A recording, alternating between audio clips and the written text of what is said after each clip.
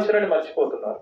దయచేసి అది మర్చిపోదు. మన చుట్టూ ఉన్న వాళ్ళు కూడా ఇంకొక దౌర్భాగ్యమైన విషయం ఏంటంటే, నా పక్కన ఏం జరుగుతుందో నాకు అక్కర్లేదు, నేను మంచిగా ఉండగలని నా తల్లిదండ్రులు. నీకు సమాజంలో ఒక ఊర్లో ఒక 1000 కుటుంబాలు ఉన్నప్పుడు 300 కుటుంబాలు ఈ సమస్యని, తల్లిదండ్రుల సమస్యని రాజకీయ కోణంలో, కుల కోణంలో, లేకపోతే ఇంకో కోణంలో చూడకుండా ఇది అన్యాయం అని తెలిసినప్పుడు, కనీసం 100 మంది ముందుకొచ్చి ఇది అన్యాయం అన్నప్పుడు ఖచ్చితంగా వాడు చేంజ్ అవుతాడు. వారికి విధించండి సంఘ బహిష్కరణ, సోషల్ బహిష్కరణ.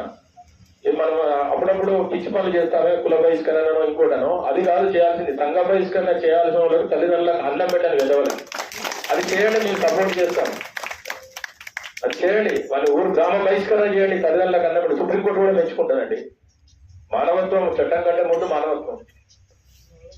సో అది దయచేసి ఆ రాజకీయాలను, ఆ వాటిని పక్కన పెట్టి, అలాంటి వాటిని ఒక గ్రామము ఆ విధంగా చేస్తే అలజడి పుడుతుంది.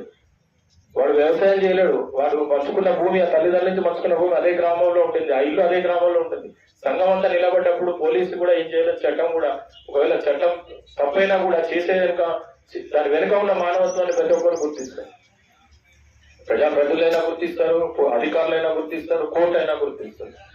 సో దయచేసి ఆ విధంగా అందరూ సంఘంలో అడుగు పెట్టినప్పుడు, ముందడుగు వేసినప్పుడు అందరి సహకారం దొరకదు అని అనుకోవడం మూర్ఖత్వం. కానీ మనం కూడా సంఘంలో పెద్ద మనుషులుగా ఏం చేస్తున్నావు, అమ్మ నీకు 4 కొడుకులు కదా, నువ్వు 4 భాగాలు పంచాలి కదా అంటాం మన దగ్గర. అది అక్కడ మనం మార్పు చెందాలని నేను కోరుకుంటున్నాను. ఎందుకంటే చాలా సమయం తీసుకున్నాను.